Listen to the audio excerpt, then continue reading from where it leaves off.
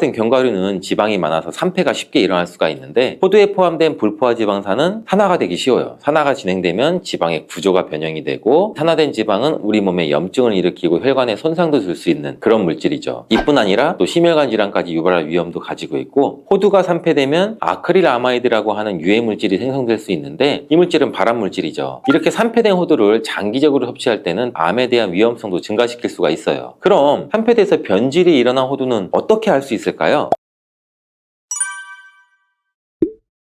고소한 호두 좋아하시는 분들 굉장히 많으시죠. 호두는 그 자체로도 훌륭한 간식이지만 저는 달달하게 졸여진 호두 강정이나 제과점에서 파는 호두 과일을 커피랑 먹는 것을 좋아하는데, 이렇게 맛도 좋고 건강에 이롭다고 잘 알려진 호두 그냥 막연하게 몸에 좋다고만 알고 있지 않으세요? 호두는 견과류의 일종으로 기원전 7000년 전 고대 인류가 친숙하게 섭취해온 식품이라고 해요. 인류가 이렇게 오래전부터 호두를 섭취해왔다니 아주 옛날부터 인류에게 많은 영양소를 제공해준 식품이에요. 호두에는 단백질이나 비타민이나 미네랄 등 여러 가지 영양소가 풍부하게 들어있는데, 이렇게 풍부한 영양소가 함유된 호두가 주는 우리 몸에 이로운 점 바로 알려드릴게요.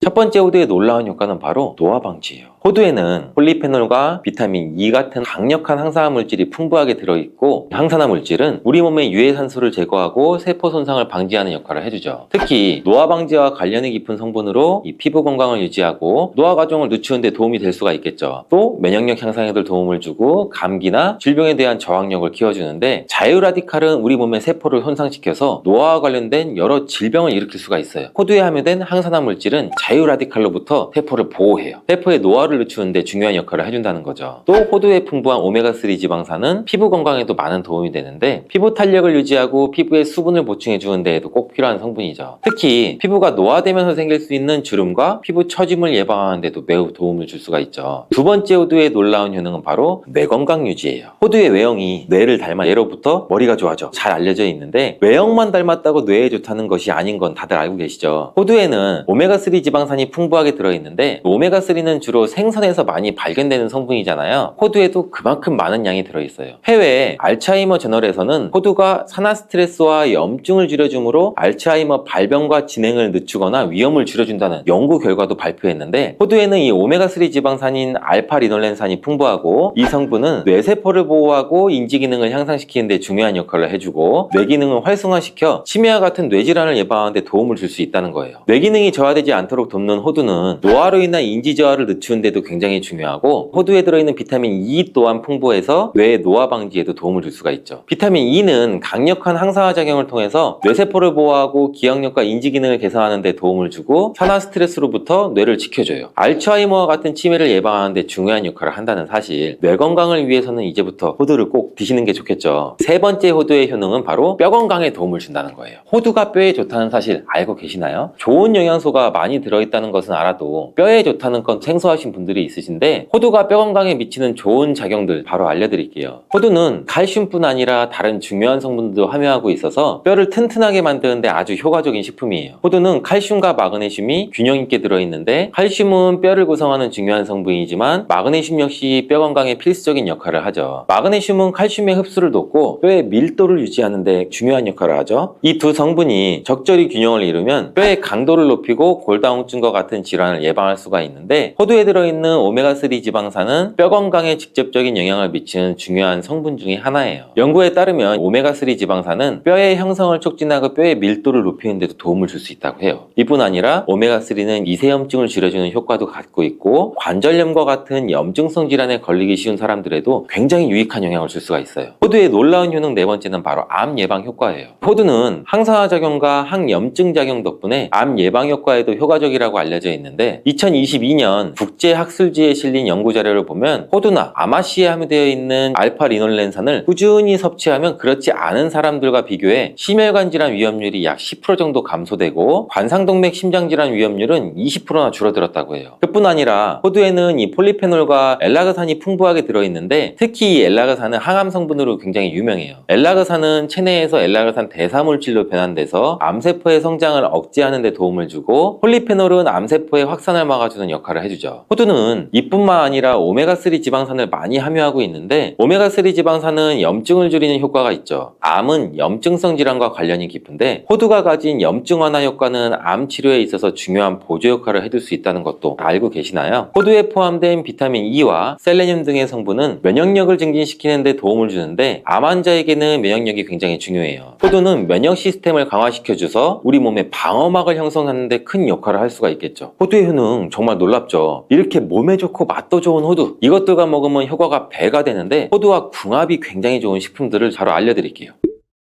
첫 번째는 요거트예요. 요즘 들어 그릭 요거트나 프로바이오틱스 같은 단어들 접해보셨잖아요. 요거트에는 단백질, 칼슘, 프로바이오틱스 등의 영양소가 풍부하게 함유되어 있는데 호두에는 건강한 지방, 단백질, 식이섬유, 비타민, 미네랄 등등이 풍부하죠. 두 가지를 함께 섭취하면 영양소 조합을 통해서 다양한 영양소를 한 번에 섭취할 수 있어요. 요거트에 함유된 프로바이오틱스는 우리 장내 유익한 세균을 증식시키고 장 건강을 촉진하는 데도 도움을 줄 수가 있겠죠. 또 호두의 지방은 프로바이오틱스의 효능을 더욱 향상시켜 장 건강에 도움을 주고 오메가3의 지방산과 같은 건강한 지방산을 요거트와 함께 섭취하면 호두의 지방이 소화와 흡수를 도와서 영양소의 흡수를 향상시킬 수 있다는 것도 꼭 잊지 말아주세요. 그리고 영양분뿐만 아니라 호두의 고소와 크리미한 식감과 요거트의 부드럽고 상큼한 맛은 잘 어울려요. 함께 섭취하시면 맛과 식감의 조화를 즐길 수가 있죠. 그러니 이제부터 요거트를 드실 때 호두와 함께 드시는 것도 추천드릴게요. 두 번째 호두와 환상의 궁합의 음식은 바로 바나나예요. 바나나는 호두와 함께 섭취하면 영양소의 균형을 맞출 수 있다는 사실 알고 계신가요? 바나나는 탄수화물과 천연당과 풍부한 식이섬유를 함유하고 있다고 잘 알려져 있는데 뿐만 아니라 바나나의 당은 호두 대비 신체에 더 빠르게 에너지를 공급해준다고 해요. 호두에는 건강한 지방과 단백질이 풍부하게 함유가 되어 있다는 거 이제 잘 알고 계시잖아요. 이 성분들은 신체의 에너지를 지속적으로 유지하는 데 도움을 줘요. 그래서 바나나와 호두 이 두 가지를 함께 섭취하면 서로 보완적인 영양소를 한 번에 섭취할 수 있고 영양소의 흡수 또한 더 쉽고 오랫동안 지속이 되도록 도와준다는 거죠. 영양뿐 아니라 호두의 식감과 바나나의 부드럽고 달콤한 맛은 잘 어우러지는데 함께 갈아서 스무디로 한번 섭취해보세요. 달달한 바나나의 맛과 호두의 고소한 향이 의외로 조화로워서 맛과 식감, 영양소까지 한 번에 즐길 수가 있어요. 이렇게 고소하고 맛도 좋고 몸에도 정말 좋은 호두, 그렇다고 해서 너무 과하게 섭취해도 안 좋다는 사실. 호두는 건강에 매우 좋은 식품이지만 모든 식품들이 그러하듯이 호두도 적정량을 섭취해야 되는데 과연 하루에 얼마나 먹어야 되는지, 몸에 좋은 호두를 잘못된 방법으로 섭취하면 몸에 치명적인 독이 될 수 있다는 사실. 호두 섭취 시 주의할 점을 제가 바로 알려드릴게요.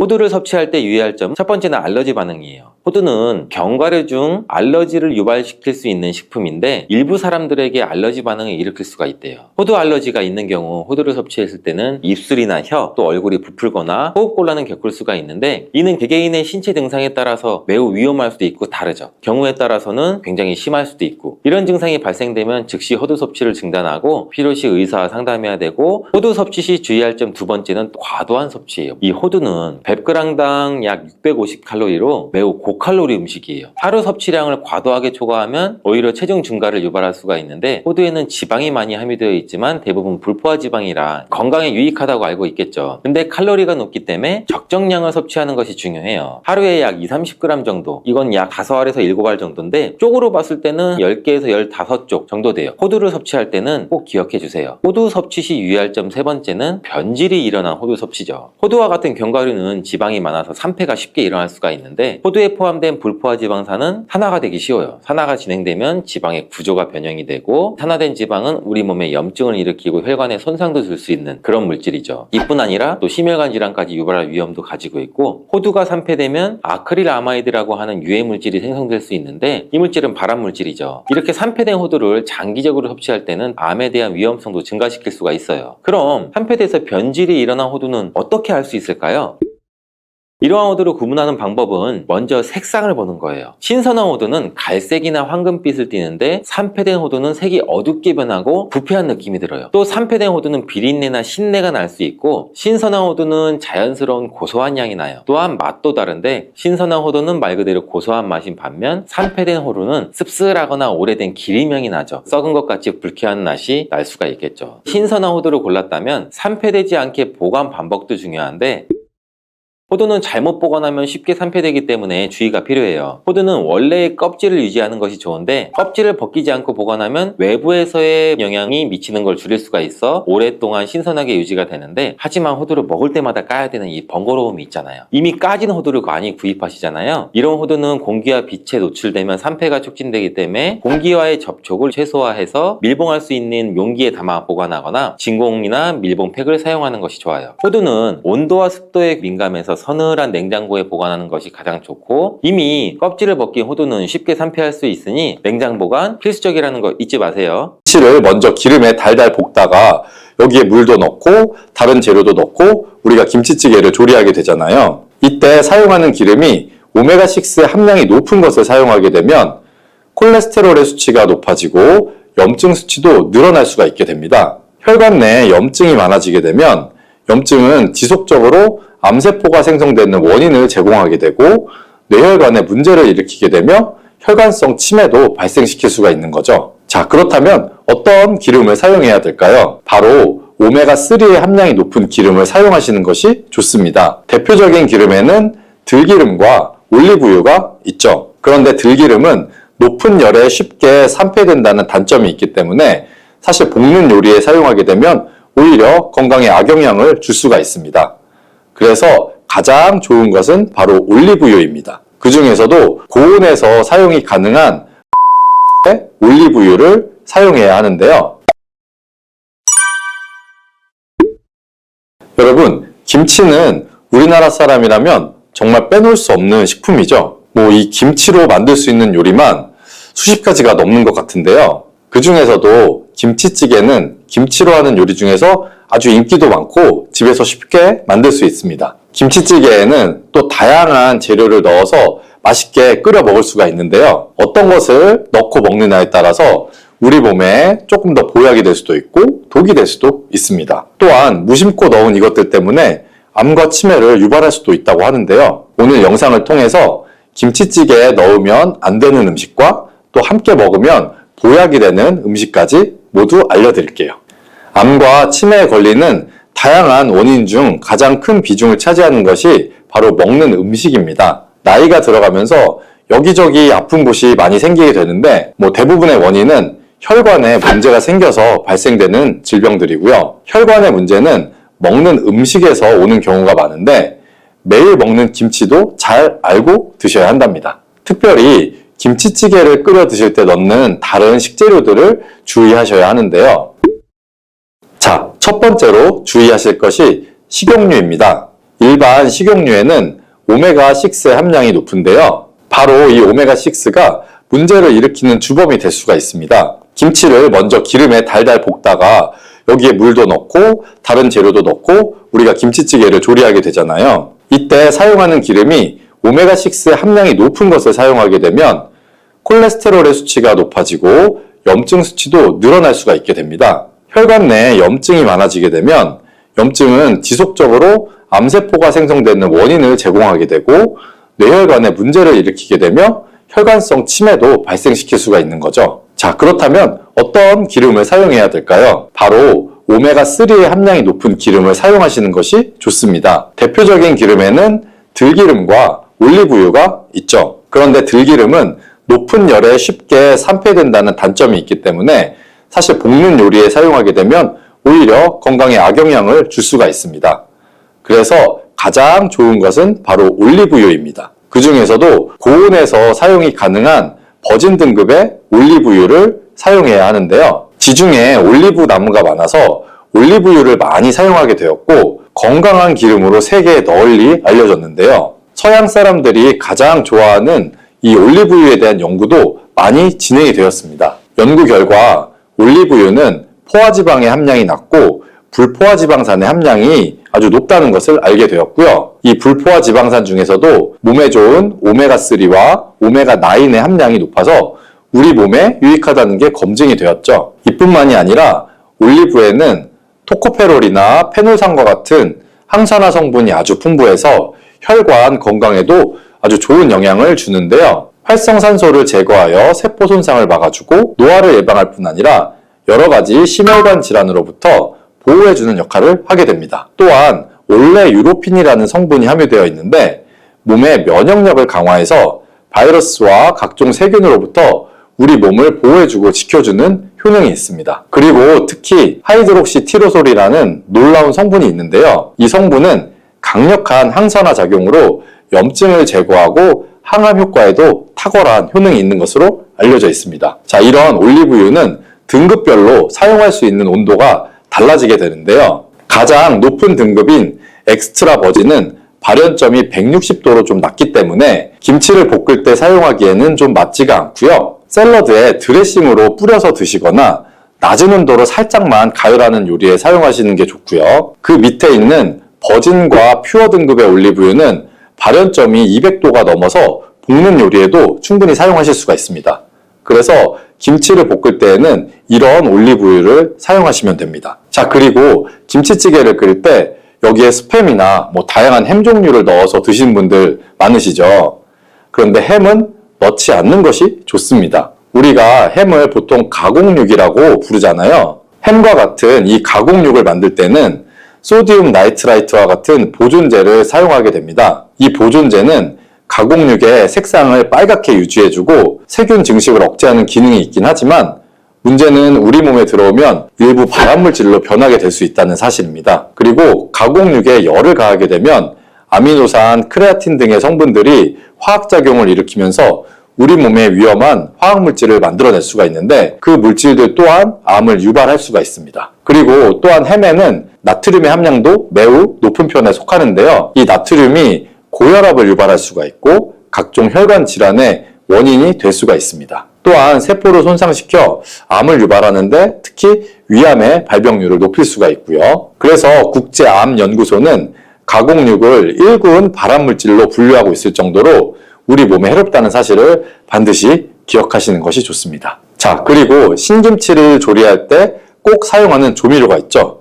바로 설탕인데요. 김치찌개를 조리할 때에도 역시 설탕을 빼놓을 수는 없죠. 그런데 이 달달한 설탕이 우리 몸에 독이 된다는 사실은 알고 계신가요? 음식의 단맛과 감칠맛을 올려주기 때문에 조리할 때 설탕을 많이 사용하게 되는데 설탕은 사실 이 혈관 건강에는 정말 최악입니다.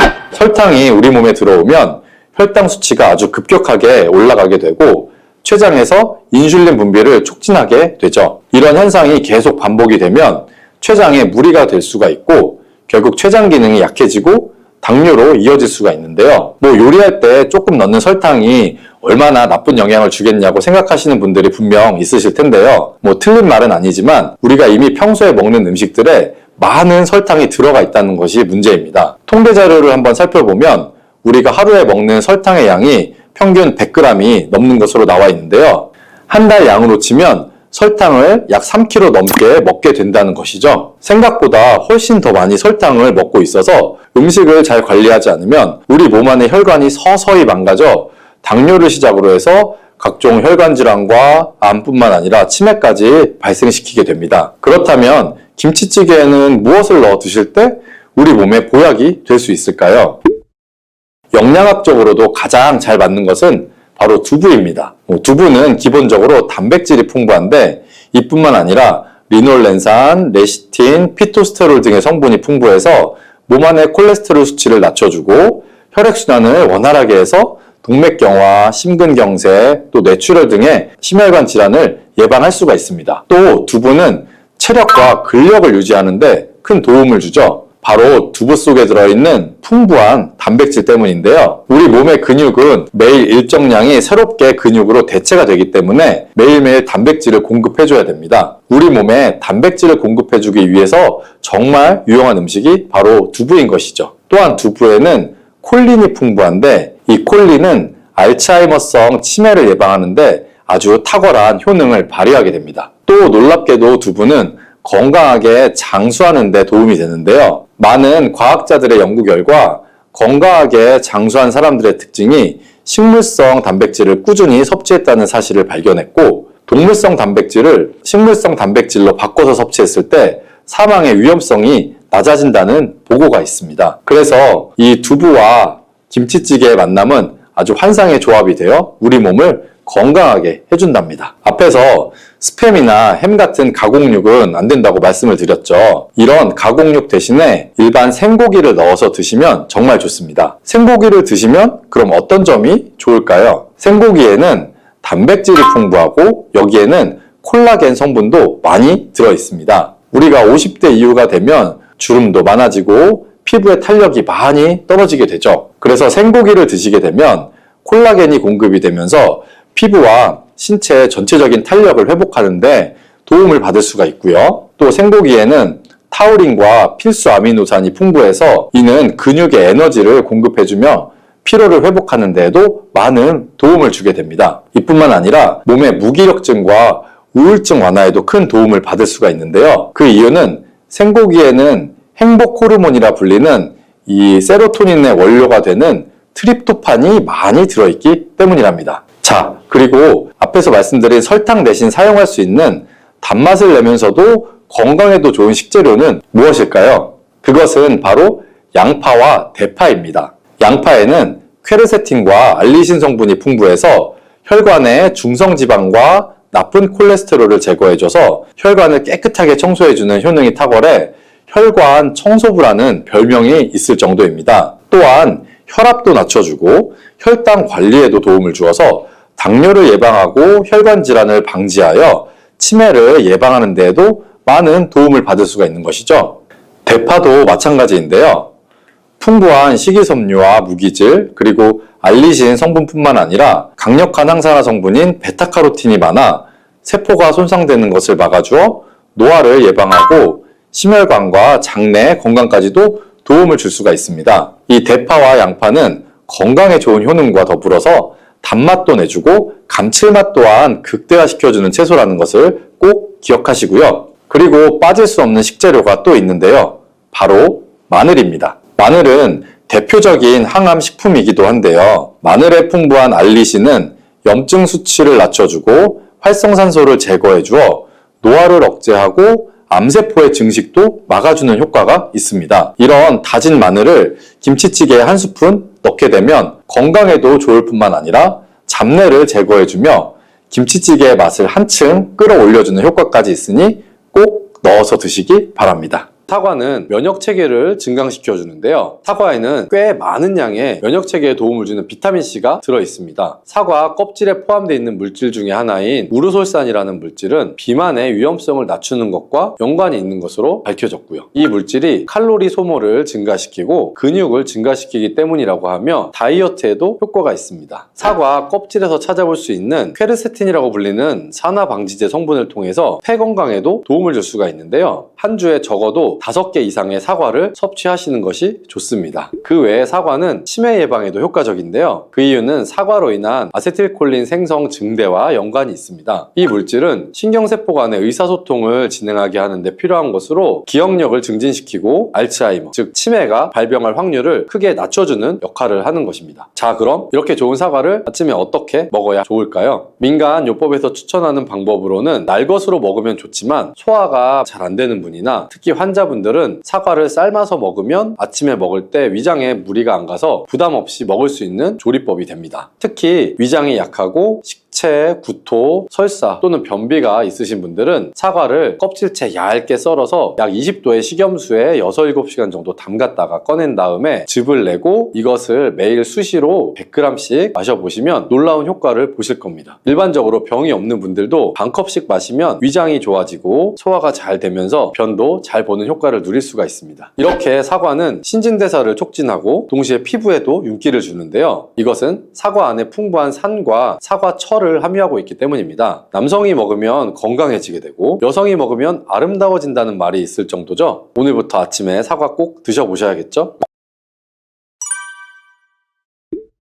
혹시 오늘 아침에는 뭐 드셨나요? 아마도 몸에 좋다는 음식을 드셨을 것 같은데요. 요즘 건강에 좋다는 음식들이 넘쳐서 도대체 어떤 음식이 좋다는 건지 나쁘다는 건지 헷갈리고 너무 정보가 많아서 어떤 음식을 먹어야 하는지 고르기 힘드실 거예요. 근데 혹시 그거 아시나요? 음식 자체도 중요하지만 우리 몸을 건강하게 유지하기 위해서는 비워야 하는 시간과 채워야 하는 시간을 잘 알아야 합니다. 이게 무슨 소리인지 궁금하실 텐데요. 쉽게 말하면 음식을 먹어야 하는 시간이 따로 존재한다는 거죠. 우리 몸이 음식으로 채워지기 위해서는 몸을 먼저 비워야 한다는 건데요. 비우지 않으면 채우지 못한다는 말처럼 먼저 몸이 건강하기 위해서는 그동안 쌓였던 나쁜 것들을 비워내야 합니다. 몸을 비운다는 것은 몸을 해독한다는 것이고, 이렇게 해독이 진행이 되고 나서는 우리 몸 안에 대사기관들 그리고 세포가 좋아하는 것들로 채워주어야겠죠. 좋은 것들로 채운다는 것은 음식으로 영양분을 흡수한다는 말인데요. 여기서 꼭 기억하셔야 하는 것이 우리 몸이 병들어가는 이유는 음식 독소, 스트레스, 과로, 외부 환경, 유전적 체질, 이렇게 5가지 원인 때문인데요. 그 가운데 가장 큰 요인이 바로 음식 독소입니다. 어떤 음식을 먹는지도 중요하고 언제 먹느냐도 중요하고요. 아무리 몸에 좋은 음식이라도 흡수 시간이나 배출 시간에 맞춰서 먹어야 몸에 독이 되는 것을 막을 수 있는 것입니다. 음식 독소는 우리 몸에 미치는 영향이 광범위하고 치명적인 만큼 이를 극복하기 위한 방법도 다양하게 연구되어 왔는데요. 다행인 것은 음식 독을 없애는 것은 다른 독을 상대하는 것보다 훨씬 수월하다는 것이죠. 하지만 음식 독소를 없애기 위해서는 일반적으로 알고 있는 적게 먹는 것 또는 꼭꼭 씹어서 먹는 것 이외에도 언제 어떻게 무엇을 먹어야 하는지도 잘 알아야 합니다. 이번 영상에서는 음식을 먹는 시간, 즉 우리 몸을 위해서 음식을 채워야 하는 시간과 비워야 하는 시간, 그리고 특히 아침 공복에 독소 배출을 위해 꼭 먹어야 하는 음식 5가지에 대해서 알아볼 텐데요. 영상을 끝까지 보시면 우리 몸이 어떤 원리로 대사를 하는지, 그리고 아침 공복에 어떤 음식을 먹어야 하는지 잘 알게 되실 거예요. 음식을 먹을 때 기존에 먹던 시간에 그냥 먹으면 안 되고 몸의 배출 시간과 흡수 시간에 맞춰서 먹어야 한다는 건데요. 우리 몸은 24시간 생체 리듬에 의해 효율적으로 운용이 되고 있습니다. 그래서 아무 때나 먹고 아무 때나 배설하고 아무 때나 잠든다면 흡수와 배설 그리고 회복에 지장이 있게 되는데요. 바로 생체 리듬이 깨진다는 거죠. 그런데 대부분 많은 분들이 어떤 것을 먹을 것인가에는 민감하지만 먹는 시간에 대해서는 대수롭지 않게 여기는 경우가 많습니다. 예를 들면 그동안 우리는 아침은 든든하게 먹어야 한다고 배웠었는데요. 아침은 황제처럼, 점심은 서민처럼, 저녁은 거지처럼 먹어라는 말이 있을 정도로 아침의 중요성은 끊임없이 강조되어 왔습니다. 그런데 과연 그 말이 옳은 것일까요? 지금까지 이에 대한 논란이 많이 있었는데요. 하루 24시간을 3등분하게 되면 8시간으로 나뉘게 됩니다. 이 시간 중에서 식사의 적당한 시간은 낮 12시부터 저녁 8시까지입니다. 바로 이때가 인체가 활발하게 활동을 하면서 영양물질을 흡수하는 시간이 됩니다. 따라서 신체 리듬을 유지하기 위해서는 이 8시간 안에 먹는 일을 모두 마쳐야 하고요. 그동안 우리가 알고 있었던 대로 아침을 먹어야 두뇌 회전이 잘 되고 하루를 활기차게 열 수 있다는 것은 생체 리듬하고 안 맞는 말이 되게 되는 거죠. 생체 리듬으로 보자면 오전 시간은 인체가 정화되고 해독되는 배출의 시간입니다. 이 시간에 식사를 하는 것은 몸에 득이 아니라 해가 되며 어떤 면에서는 야식보다도 더 나쁘다고 할 수도 있습니다. 극단적인 예로 용변을 우리가 아침에 보아야 하는 시간에 고형의 음식을 먹게 되면 인체가 정화, 해독, 배설에 들이는 에너지를 소화와 흡수에 사용하게 돼서 오히려 독소가 다시 쌓이게 될 수가 있는 거죠. 다시 말씀을 드리자면 새벽 4시부터 낮 정오 12시까지는 인체가 배출을 하는 시간이니 꼭 기억하시면 좋고요. 이 시간에는 몸에 쌓여있던 노폐물을 제거하는 등 스스로 정화를 하고 배출하는 시간이다 보니까 영양물질의 흡수는 원활하지 않다는 거죠. 새벽 4시부터 정오 12시까지가 배출이라면 나머지 시간은 어떤 시간이 될까요? 바로 낮 12시부터 저녁 8시까지가 흡수하는 시간입니다. 이때가 음식을 섭취했을 때 몸의 생체 리듬상 영양분을 흡수하는 시간인 거예요. 따라서 이 시간에 우리가 필요한 영양분을 가진 음식들을 섭취하면 되는데요. 사람에 따라서 탄수화물, 단백질, 그리고 지방 같은 3대 영양소를 골고루 드시는 게 좋습니다. 그렇다면 저녁 8시부터 새벽 4시까지는 어떤 생체 리듬이 있을까요? 이 시간은 바로 나눔과 복구의 시간인데요. 우리 몸을 복구시키는 호르몬이 분비가 되며 낮 동안 피로해진 신체를 치료하고 다친 세포를 복구하게 되는 시간이 되는 거죠. 근데 이 시간에 음식물을 많이 섭취를 하거나 잠을 자지 않게 되면 세포는 정상적으로 해야 할 일들을 다 하지 못하게 되는데요. 그래서 비우고 채우는 것만큼이나 중요한 것이 잠을 잘 자는 것입니다. 수면의 질이 떨어지거나 부족하면 항상성과 면역력이 저하되어서 세포에 염증이 생기고 나아가 암세포로도 변할 수 있는 상황이 만들어지는 거죠. 하루 24시간을 정리해보면 낮 12시부터 오후 8시까지는 흡수의 시간이고 오후 8시부터 새벽 4시까지는 복구의 시간, 그리고 새벽 4시부터 정오 12시까지가 배출의 시간이 되는 겁니다. 그럼 여기서 잠깐, 아침에 일찍 일어나시는 분들도 많죠. 그런 분들도 낮 12시까지 아무것도 먹지 말고 있어야 할까요?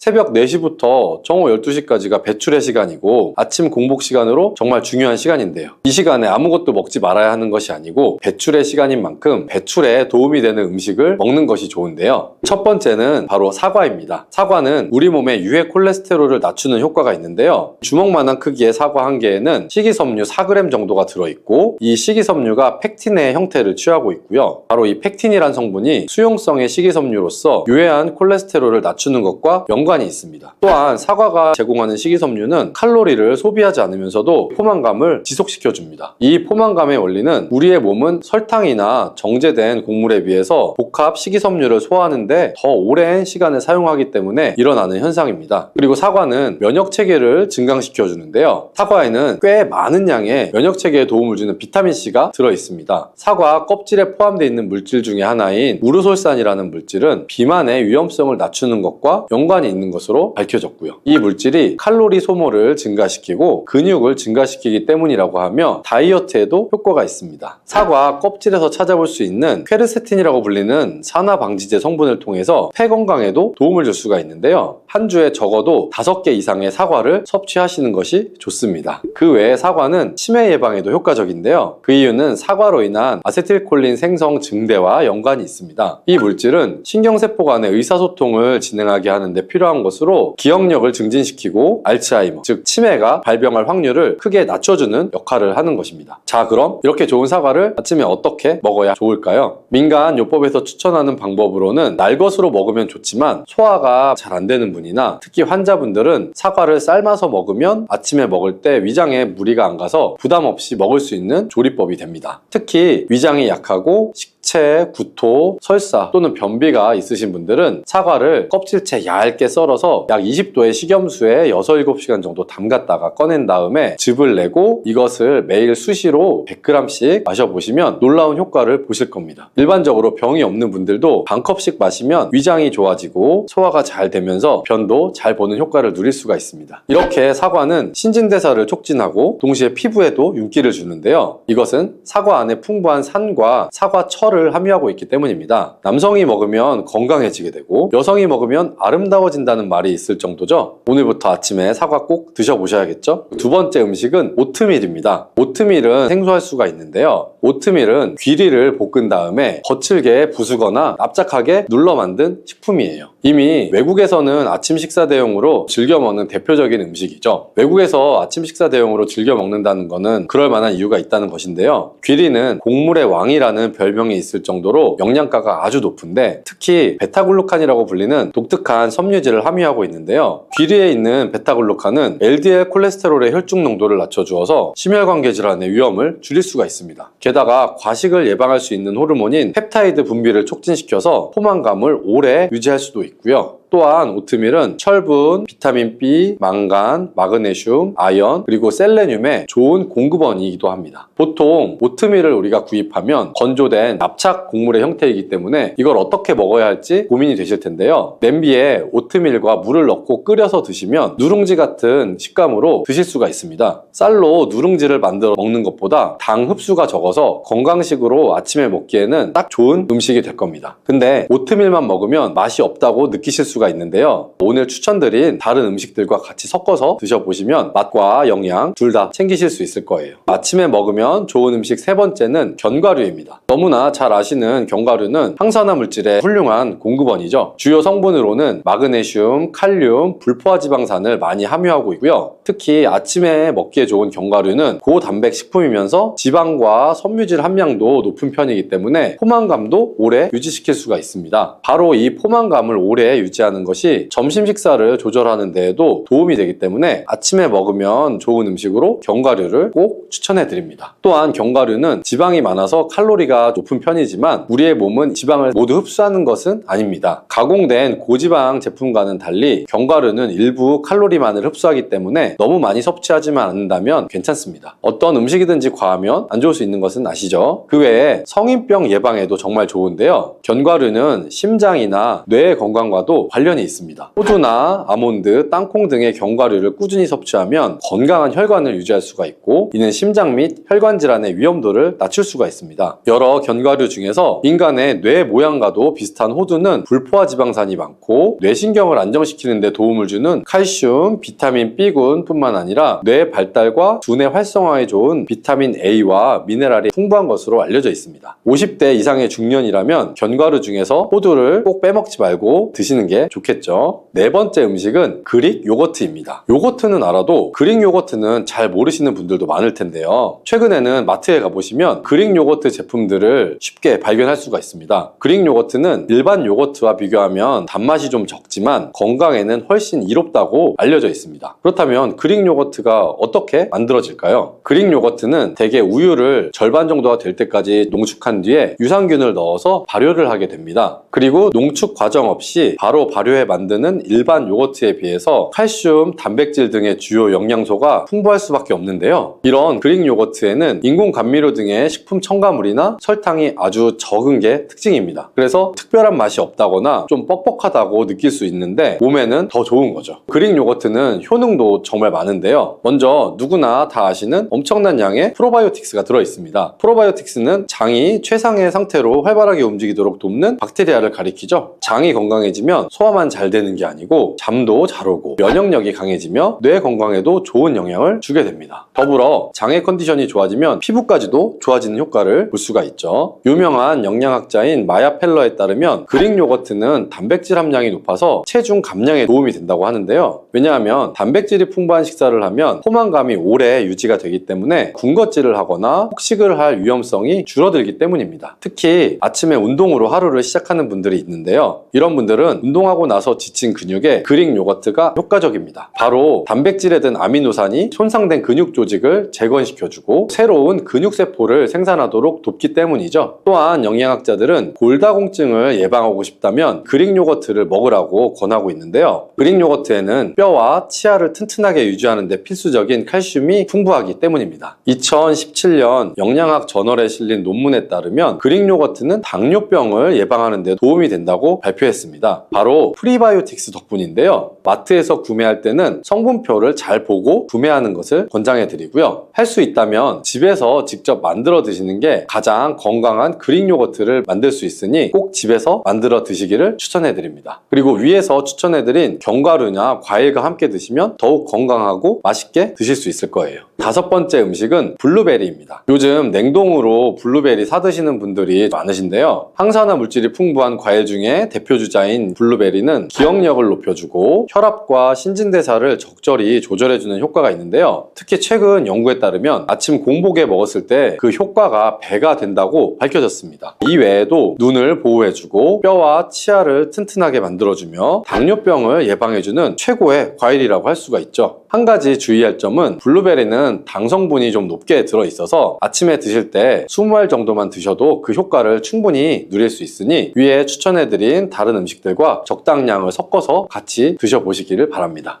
가지의 효능은 혈당을 조절하는 데 도움을 주는 것입니다. 가지에는 식이섬유가 풍부하게 들어있는데요. 우리가 섭취한 탄수화물과 지방의 흡수와 소화를 늦춰주는 역할을 하게 됩니다. 이 작용으로 인해서 혈당을 낮추는데 많은 도움을 줄 수가 있거든요. 식이섬유는 당을 흡착한 다음에 몸에 흡수되는 속도를 느려지게 하기 때문에 혈당이 급격히 올라갔다가 급격히 떨어지는 혈당 스파이크 현상을 예방을 할 수가 있어요. 저혈당도 방지를 해줄 수가 있고 이런 효능으로 인해서 혈당을 일정하게 유지하는 데 도움을 줄 수가 있는 거예요. 또한 가지에 풍부한 폴리페놀 성분이랑 천연 식물의 화합물이 있는데 설탕의 흡수를 감소시켜주고 인슐린 분비를 증가시켜주기 때문에 혈당을 낮추는 데에도 도움을 줄 수가 있는 거예요. 네 번째, 가지의 효능은 노화를 예방하는 데 도움을 준다는 것입니다. 가지는 아주 짙은 보라색이죠. 나수닌이라고 하는 강력한 항산화 성분이 들어있기 때문이에요. 우리 몸에 중요한 역할을 해주게 되는데 바로 세포와 혈관이 노화되는 것을 방지해 주는 것입니다. 산화 스트레스로부터 혈관을 보호해 줄 수도 있고 추가적으로 철분이 과도하게 쌓이는 것을 막아줄 수가 있습니다. 철은 공기와 만나면 산화돼서 빨갛게 부식이 되는데 마찬가지로 우리 몸속에 있는 철분도 필요 이상 과하게 쌓이게 되면 세포와 혈관을 산화를 시킬 수가 있습니다. 철분은 우리 몸에 꼭 필요한 성분입니다. 과도하게 쌓이게 되면 노화를 촉진하게 하는 부작용이 나오게 되는 겁니다. 철분이 많이 들어있는 음식이 혈관 건강이 걱정이라면 바로 이것을 드셔야 합니다. 가지는 유독 우리나라 사람들에게 호불호가 강한 채소 중에 하나입니다. 가지를 좋아하시는 분들도 있지만 특유의 물컹물컹한 식감 때문인지 싫어하는 분들도 많은데요. 건강에 가지가 좋다는 것은 들어봐서 알지만 어릴 때 기억 때문에 먹지 않게 되는 채소 중에 하나가 바로 가지입니다. 하지만 가지는 반드시 먹어야 될 채소입니다. 가지는 미네랄과 식이섬유가 풍부하고 안토시아닌, 마그네슘 등의 여러 가지 영양소가 풍부해서 건강을 위해 반드시 섭취해야 될 채소이고요. 아무리 좋은 채소라도 우리가 먹는 방법에 따라서 영양소를 잘 섭취할 수도 있고 건강에 오히려 독이 될 수도 있습니다. 지금부터는 가지의 효능과 함께 먹는 방법, 함께 먹으면 좋은 음식, 가지를 드실 때 주의사항까지 가지에 대한 모든 것을 알려드리겠습니다. 짙은 보라색의 가지는 우리나라가 수출을 많이 하는데요. 가장 많이 수입하는 나라가 일본입니다. 일본은 가지를 여러 가지 형태로 많이 먹습니다. 장아찌, 파스타, 구이, 찌개 이런 여러 요리에 가지를 사용을 합니다.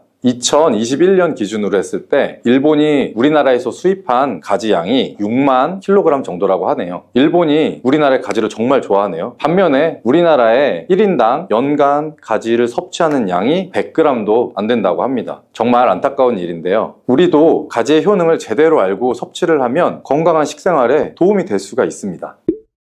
첫 번째 가지의 효능은 심혈관 질환을 예방하는 데 도움을 주는 거예요. 나이가 들수록 심혈관 질환으로 병원을 많이 가게 되죠. 가지에는 칼륨이 풍부해서 심박수를 안정적으로 유지하고 나트륨의 배출을 도와주기 때문에 혈압을 낮춰주는 데 좋은 효과가 있습니다. 가지에 풍부하게 함유된 플라보노이드 성분은 나쁜 콜레스테롤인 LDL 수치를 낮춰주고 좋은 콜레스테롤인 HDL 수치를 높여주는 효능이 있습니다. 이런 효능들이 심혈관 질환을 예방하는 데 아주 중요한 것으로 알려져 있고요. 평소에 가지를 주기적으로 섭취를 하시면 심혈관 질환으로 병원에 갈 일을 조금이라도 줄일 수 있겠죠. 두 번째, 가지의 효능은 염증을 억제해주고 가라앉혀주는데 도움이 되는 것입니다. 옛날에는 민간요법에서 사마귀를 제거할 때 가지를 사용했을 정도로 염증 제거에 아주 효과가 좋대요. 특히 점막에 있는 염증에 효과가 좋은 것으로 알려져 있어요. 우리 몸에 점막이라고 하면은 입, 잇몸, 식도 보통 되겠죠. 위장, 대장, 소화기관들이 거의 다 기본적으로 점막으로 되어 있죠. 음식을 복용했을 때 입에 들어가서 위를 통해 최종적으로 항문으로 배출되기까지 모든 곳이 점막이라고 보셔도 됩니다. 면역력이 떨어지거나 스트레스를 받거나 어떤 특정 음식으로 인해서 지속적인 자극을 받게 되면 이런 점막들에 염증이 생길 수가 있고요. 이런 염증을 억제하는 데 가지가 도움이 된다는 거죠.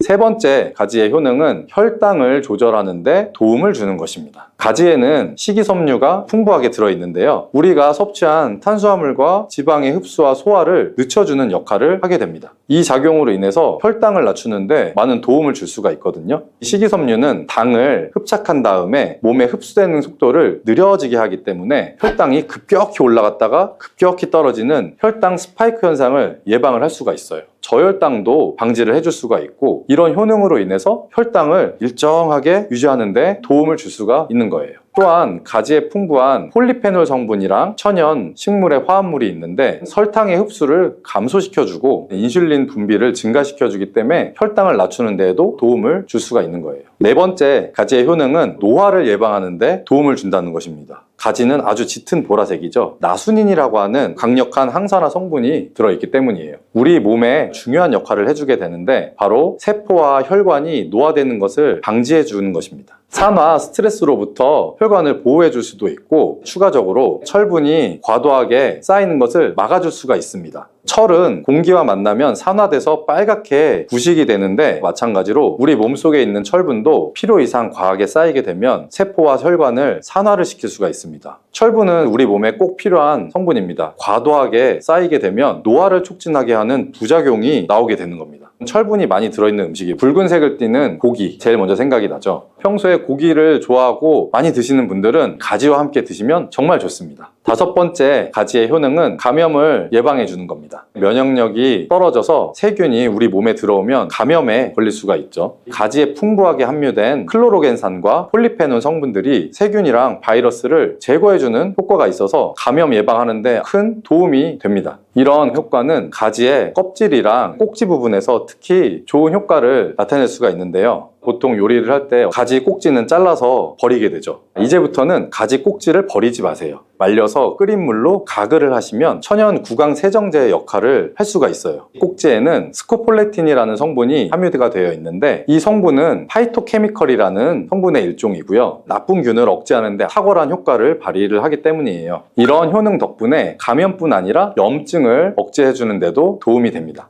우리 입속에는 각종 세균들이 셀 수 없을 정도로 많이 있죠. 이런 세균들이 충치나 치주염, 구내염 등을 발생시키는 주범이 되고요. 나이가 들면서 치아나 잇몸의 건강이 좋지 않아서 소금물을 가지고 가글을 하시는 분들도 있죠, 집에서. 소금은 삼투압의 효과가 있기 때문에 잇몸에 붓기를 빼고 약간의 살균 작용을 하기도 하지만 염증 자체를 없애주지는 못하거든요. 그래서 가글을 하시려면 가지를 이용해서 하시면 좋은데요. 말려놓은 가지 꼭지를 15분에서 한 20분 정도 끓여주신 다음에 식히고 소금을 타셔서 가글을 하시면 잇몸병이랑 구내염을 예방하는 데 큰 효과를 볼 수가 있습니다. 여섯 번째, 가지의 효능은 항암 효과예요. 암세포를 제거할 수 있는 항암 성분들이 가지에 풍부하게 들어있기 때문인데요. 일본이 가지를 엄청 좋아한다고 했잖아요. 일본의 농림성 식품연구소에서 연구를 했었어요. 가지, 시금치, 브로콜리 세 가지를 가지고 발암물질을 억제할 수 있는지 실험을 했는데요. 그 연구에서는 발암물질인 벤조피렌, 아프라톡신, 타르질 등에 대한 돌연변이 유발 억제 효과를 평가를 해봤대요. 가지에서 80% 이상 발암물질들을 억제하는 효과가 밝혀졌어요.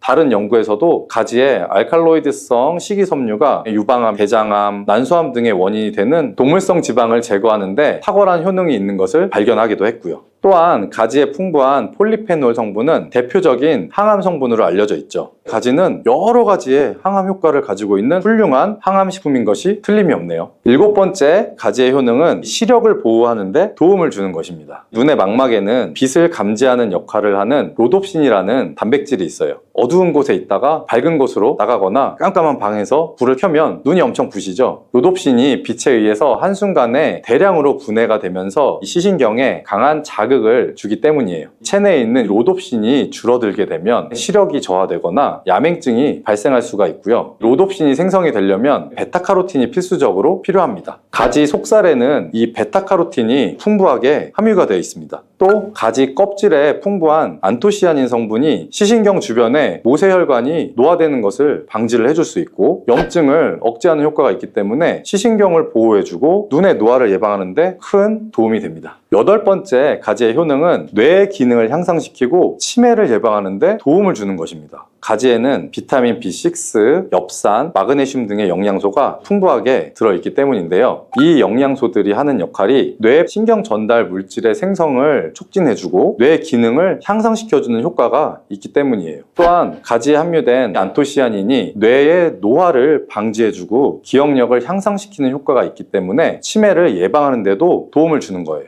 이렇게 가지는 뇌 기능 유지와 뇌 건강에도 좋은 효과를 나타냅니다. 아홉 번째, 가지의 효과는 피로 회복에 도움을 준다는 것입니다. 가지에 함유된 비타민C, 칼슘, 마그네슘의 성분이 체내에 대사를 촉진해주고 에너지가 생성되는데 도움을 주기 때문이에요. 체온을 조절하는 거에도 도움을 주고 가지의 스코폴레틴과 스코파론 성분이 근육의 신경을 안정시켜주고 경련을 완화시켜주는 효과가 있어서 피로회복에도 도움이 될 수가 있습니다. 열 번째, 가지의 효과는 열을 내려주는 해열작용인데요. 가지는 그 성질이 차갑습니다. 평소에 몸에 열이 많은 분들의 체온을 다스려주는 효과가 있고요. 감기가 걸렸을 때 열이 오를 때도 열을 내려줄 수 있는 해열 효과가 있습니다. 가지의 클로로겐산 성분은 염증을 매개하는 물질인 프로스타글란딘과 사이토카인의 생성을 억제해주기 때문에 염증 반응으로 인해서 생기는 발열 완화시켜줄 수가 있고요.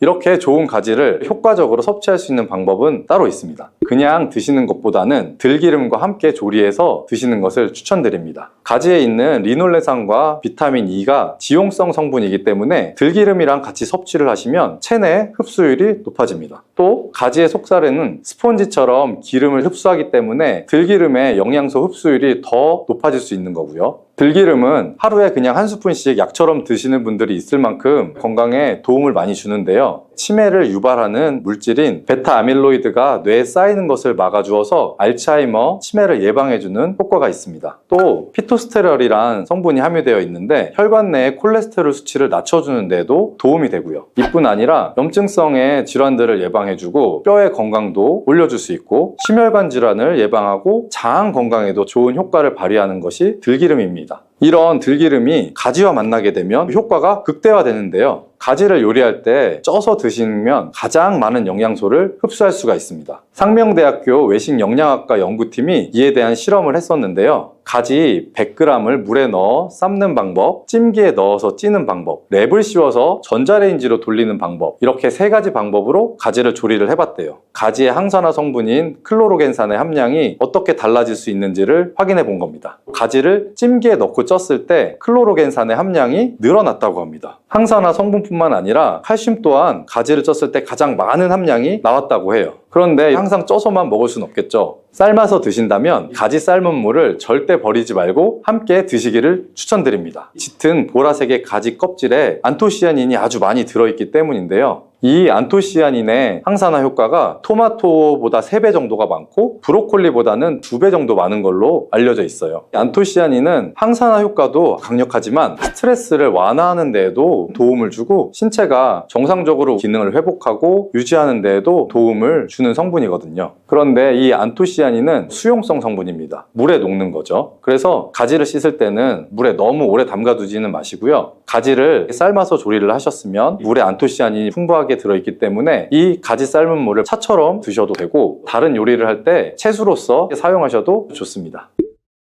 이렇게 좋은 가지도 드실 때 주의하실 사항이 있는데요. 많은 채소나 과일을 익히지 않고 생으로 드실 때 좋은 경우들이 많죠. 가지는 절대로 생으로 드시면 안 됩니다. 가지 안에는 솔라닌이라는 독성 물질이 있기 때문이에요. 솔라닌은 싹이 난 감자에 생기는 독성이랑 같은 것인데요. 독성 때문에 위경련이나 복통, 현기증, 식중독의 증상까지 유발이 될 수가 있기 때문에 가지는 반드시 익혀서 드셔야 됩니다. 그리고 가지 알레르기가 있는 분들도 있기 때문에 그런 분들 또한 섭취에 주의를 하시는 게 좋습니다. 가지를 먹거나 만지기만 해도 입 주변이나 피부가 가려워지고 두통이나 복통이 생기는 경우가 있으면 가지 알레르기가 있을 가능성이 높은 것이기 때문에 가지 섭취하실 때 주의하시는 게 좋습니다. 가지 알레르기가 아니라도 아토피나 다른 알레르기 때문에 항히스타민제 같은 걸 복용하시는 분들도 가지 섭취를 주의하시면 좋고요. 마지막으로 가지는 찬 성질의 음식이기 때문에 체질 자체가 냉해서 몸에 냉증이 있는 분들은 가지를 다량 섭취하시면 위장에 탈이 날 수가 있겠죠. 너무 많이 드시는 거는 추천드리지 않습니다.